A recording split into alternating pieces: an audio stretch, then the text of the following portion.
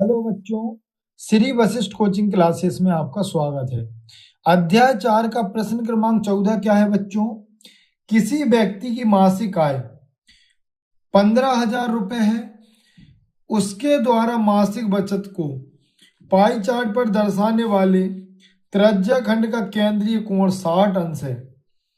उसके द्वारा कितनी मासिक बचत की गई? यह मासिक आय का कितना प्रतिशत है?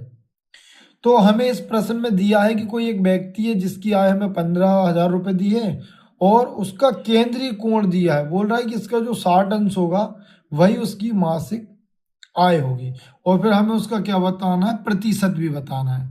बहुत आसान प्रश्न है बच्चों। इसे देखो हम कैसे करेंगे। मैंने पहले से लिख रखा है मासिक बचत बराबर केंद्रीय कोण बटे 360 गुणा कुल आय। तो देखो केंद्रीय कोण उसने हमें कितना दे रखा, 60 अंश, ठीक है ना। और कुल मान कितना होता है वृत्त का, 360। और जो कुल आय है तो उसकी हमें दे रखी 15, ठीक है ना। तो 15,000 को हम इससे हल कर देंगे तो देखो ये वाले शून्य से ये वाला शून्य कैंसिल हो जाएगा। 6 एकम 6, 6 छिंग 36। तो हमारा जो प्रश्न का उत्तर आ रहा है बेटा वो आ रहा है 15,000 बटे 6। अब इसको हमें और हल करना है। अब आपको जैसे डायरेक्ट नहीं आ रहा हल करते तो हम क्या करेंगे, इसको साइड में कर लेंगे। देखो मैं यहाँ बता रहा हूँ, ये 15,000 को हम 6 से भाग करेंगे। देखो तो 6 दूनी हो जाएगा 12, तो यहाँ पर बचेगा आपका 3 और ये यहाँ आ जाएगा ये वाला 0। तो 6 पंजे कितना होता है 30। कितने 0 बचे, तो इनको यहाँ लगा दो। मतलब उसकी जो मासिक बचत है वो कितने रुपए है, 2500 रुपए, ठीक है ना। अब हमें इसी का क्या बताना है भाई? अब इसका बताना है कि जो 15,000 की जो अपनी बचत है इसका प्रतिशत कितना है। आय का बचत प्रतिशत बराबर उसका जो सूत्र होता है वो होता है बचत गुणित 100 बटे कुल आय, ठीक है ना।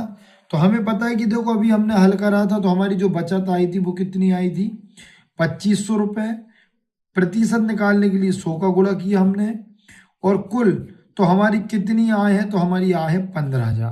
तो देखो ये वाले शून्य से ये वाला शून्य कैंसिल हो जाएगा, एक शून्य से ये शून्य कैंसिल कर दो और इससे अपन ने इसको कैंसिल कर दिया, ठीक है। अब ये देखो 5 का पहाड़ा मैं 3 बार पढ़ूंगा और 5 का पहाड़ा 5 बार। 5 तेरी 15 पचम 25, तो बचा कितना हमारे पास, 5 दूनी 10 बटे 3 प्रतिशत, ठीक है ना। अब इसको अपन को और आगे हल करना है तो मैं यहाँ करके बता रहा हूँ। इस 50 को लिखेंगे अंदर और 3 को लिखेंगे हम बाहर।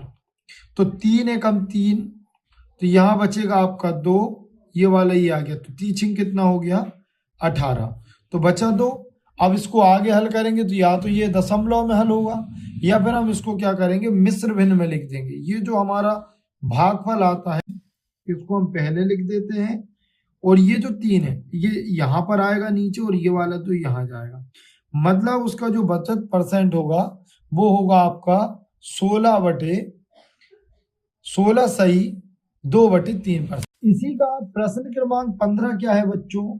आप अपनी एक दिवस की दिनचर्या में व्यतीत समय जैसे स्कूल, सोने, खेलने आदि के लिए नीचे दी गई सारणी भरिए। इनके आंकड़ों का एक पाई चार्ट द्वारा प्रदर्शित कीजिए।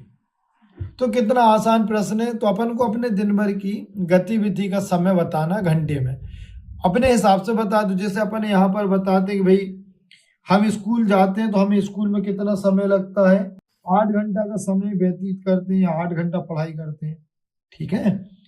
खेलने में तो हमने निकाला उसका कि भाई हम दिन भर में 4 घंटे खेलते हैं। पढ़ाई तो 2 घंटे पढ़ाई करते हैं, ठीक है ना। उसके बाद सोना तो हम 8 घंटे सोते हैं और 2 घंटे हम कुछ अन्य काम करते हैं जो भी कुछ है। अब इन्हीं का हमें बताना भिन्न।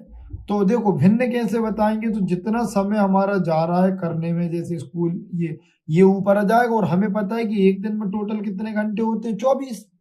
तो इसका भिन्न क्या होगा, तो देखो ये वाले 8 को ऊपर लिख देंगे और ये 24 जो टोटल है वो नीचे आएगा। तो 8 एकम 8, 8 तेरी 24।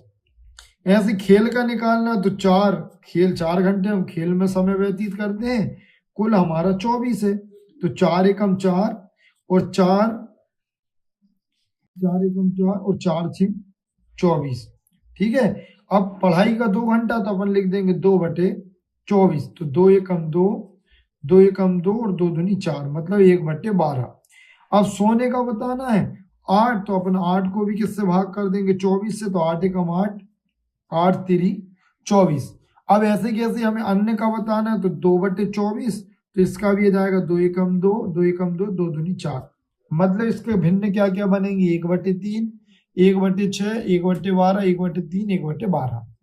अब इसी का हमें क्या बताना 360 अंश, है ना, मतलब इसका केंद्रीय कोण निकालना। क्या करेंगे इसी में हम 360 का क्या कर देंगे गुणा। तो देखो मैं कर रहा हूं यहाँ 3 एकम 3, 3 एकम 3, 3 दूनी 6, मतलब आ जाएगा हमारा 120 अंश। अब इसमें भी वही 1/6 का अपन 360 में गुणा करेंगे, तो 3 एकम 3, सॉरी 6 एकम 6, 6 6 36, और ये वाला जीरो यहाँ आ जाएगा, मतलब इसका मान आएगा 60 अंश। अब 1/12 में फिर 360 का करेंगे, तो 12 एकम 12, 12 3 36, 3 आ जाएगा, और ये वाला जीरो। अब इसमें भी फिर हम क्या करेंगे 360 का गुणा करेंगे, तो 3 एकम 3, 3 दूनी 6, और ये वाला जीरो, तो आ जाएगा 120 अंश। और ऐसे ही अब इसको 1/12 का फिर हम करेंगे भाई 360 से, तो 12 एकम 12, 12 3 36, और ये वाला जीरो ये आ जाएगा, तो ये आ जाएगा आपका 30 अंश। यही आपके केंद्रीय कोण। इसका जो पाई चार्ट है वो कुछ इस प्रकार बनेगा। देखो स्कूल का मान अपना कितना आया था 120 अंश, तो हम ऐसे 120 अंश का बनाकर स्कूल लिख देंगे। सोने का भी कितना आया था 120 अंश, तो यहाँ आ जाएगा सोने का। खेल का कितना आया था 60 अंश, तो यहाँ पर आ जाएगा 60 अंश। अन्न कितना है आपका 30 अंश, तो मैंने ये 30 अंश लिख दिया, और ये पढ़ाई का।